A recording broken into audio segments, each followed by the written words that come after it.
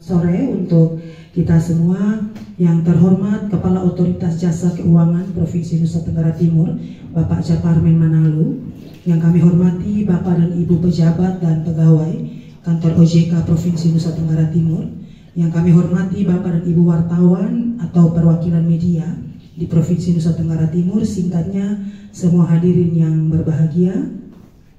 Puji dan syukur kita panjatkan kehadirat Tuhan Yang Maha Esa karena rahmat dan kasih-Nya, sehingga pada hari ini kita dapat diberikan kesempatan, kesehatan, bahkan kita telah menjalani perjalanan yang cukup jauh dari Kupang sampai di Kota Soe dengan keadaan sehat, dan kita akan mengikuti kegiatan media gathering Kantor OJK Provinsi Nusa Tenggara Timur atau pertemuan rutin Kantor OJK Provinsi Nusa Tenggara Timur dengan media di Provinsi Nusa Tenggara Timur periode semester 2 tahun 2024 pada hari ini 10 Desember 2024. Namo Buddhaya, salam kebajikan, dan khusus rekan-rekan wartawan yang Kristiani, selamat menjalani masa-masa Advent dan menjelang menyambut Natal.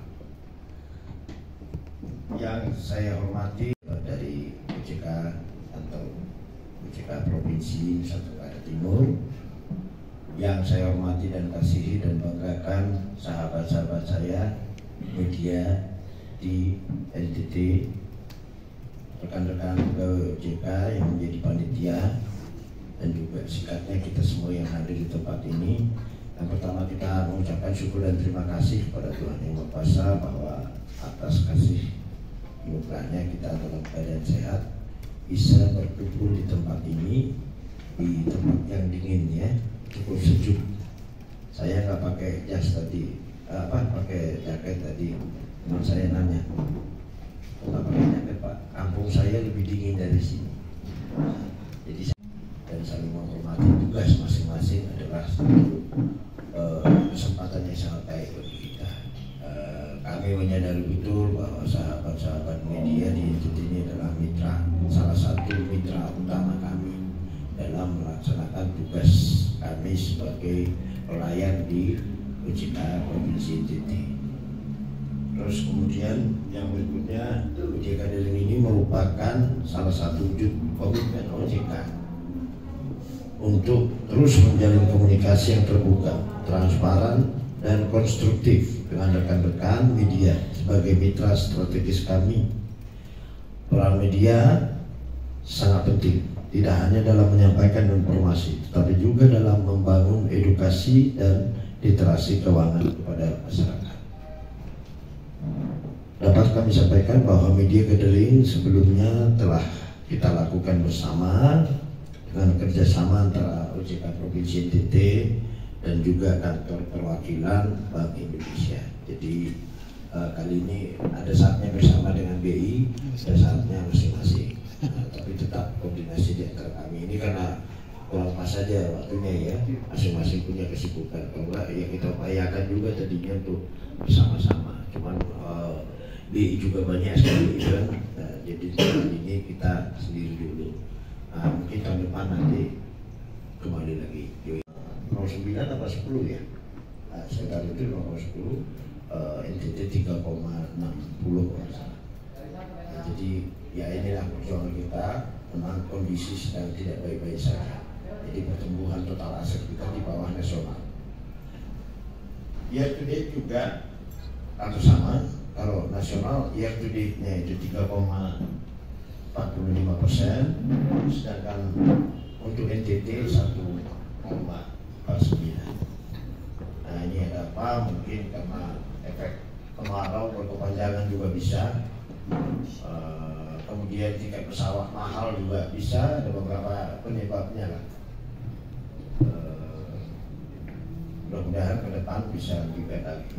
Sedangkan untuk dana pihak ketiganya, nasional itu bertumbuh 6,72%,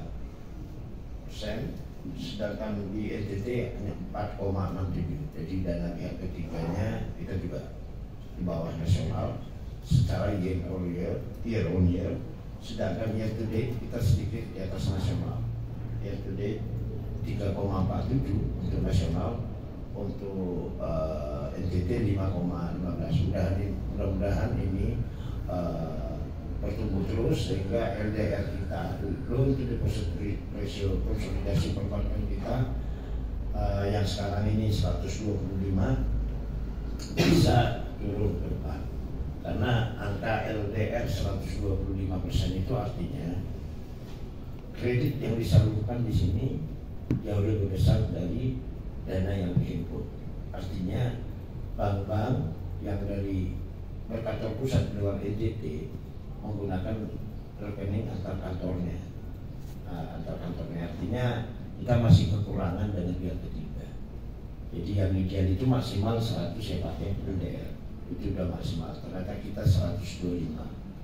Nah, 125 berarti 25% dari total kredit di sini didanai dari luar NTT. Nah, didanai dari luar NTT berarti itu kita membayar, artinya bank membayar, bank akan membebankan ke kita bunganya. Nah, dan otomatis semakin menggerus kemampuan saving kita dan kemampuan beli dari masyarakat di NTT. Mudah-mudahan ke depan nanti maksimal 100 lah. Sehingga bagi beberapa bank yang beroperasi di NTT, bahwa NTT itu bukan tempat funding atau mencari dana, tapi menyalurkan dana. Nah, menjadi keprihatinan kita bersama juga karena dari sekitar 42 triliun kredit yang beredar di NTT melalui saluran perbankan, 60%-nya adalah konsumtif. Nah, jadi itu Bapak dan Ibu bisa bayangkan, nah itu jadi dampaknya seperti apa. 60% dari sekitar 42 triliun kredit yang disalurkan di NTT itu baru perbankan adalah kredit konsumtif. Otomatis itu mempengaruhi daya beli kita dan daya saving juga sekaligus. Karena misalnya itu kredit kepada PNS misalnya ya, itu berarti gajinya dipotong sebagai besar untuk itu, dari pensiunan juga untuk angsurannya. Kredit itu juga bisa mendorong adanya suatu korelasi positif terkait dengan adanya pertumbuhan yang sifatnya kalau yang tadi disampaikan itu adalah pertumbuhan ekonomi yang ada di provinsi NTT. Jadi itu cukup baik kalau di kredit itu kita sudah meningkat cukup tinggi, akan seiring dengan pertumbuhan ekonomi yang ada di provinsi. Seperti ini tetap kita jalin komunikasi, sinergi dan berkolaborasi seperti itu. Karena kenapa? Karena saya tadi sudah disebutkan, saya kebetulan ada di bidang pengawasan perilaku usaha jasa keuangan, edukasi pendukung konsumen dan layanan manajemen strategis. Di mana ada dua hal yang ditugas di tempat di situ adalah terkait dengan pengawasan market conduct dan literasi keuangan. Termasuk juga dengan kemitraan Pemda seperti itu di dalam program TPAKD-nya, di percepatan akses keuangan daerahnya. Nah, materi yang akan saya sampaikan sebetulnya sih ini hal-hal yang lagi umum ada di yang ada di media udah sering banget